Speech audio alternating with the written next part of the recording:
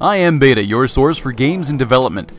This week I have been playing a kind of Moba style game called SmashMuck Champions by Kiz Studios.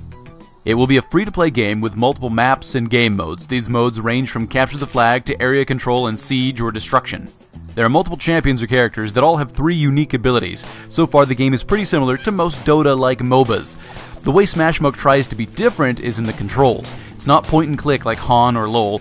You use the W, A, S, and D keys to move around and your mouse to auto-attack and trigger your skills. It takes some getting used to say the least. The gameplay is fast and it feels more action-packed more often than other MOBAs. The actual games are shorter, but the queue times at the moment are pretty long for specific game types, which is to be expected. I like their champions and the art design. It feels unique and memorable. If I saw the art anywhere else, I would be able to know that it was from SmashMuck. Their champions also look unique and have very specific roles. It's nice to see them organized according to roles in the champion select screen.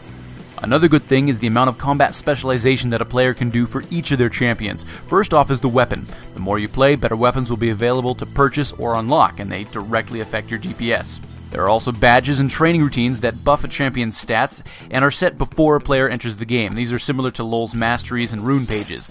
There are a few good things about this. First, greater customization. This creates larger appeal to more gamers and opens up the idea of more strategies to use in the game. Second is that these stat modifiers can be purchased or unlocked.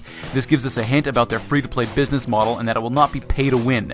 They want to keep the gameplay balanced around gameplay and not wallets. There are also purchasable cosmetic items like skins available in the store. So far the business model is the closest to League of Legends that I have seen. And that is good because I think Riot has it set up the best to avoid pay-to-win scenarios. What I keep coming back to as a problem though are the controls. Even though the combat feels fast and that I'm always doing something, the controls feel sluggish and unresponsive. The control style feels like those top-down flash games where you control a character that has a number of ranged weapons and shoots hordes of enemies.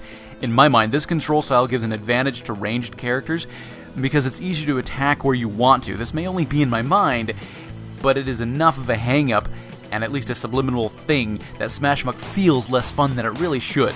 I'll put a link in the description so that you can sign up for the beta and check it out yourself because I am still really unsure about SmashMuck. I'll keep you updated as the game progresses.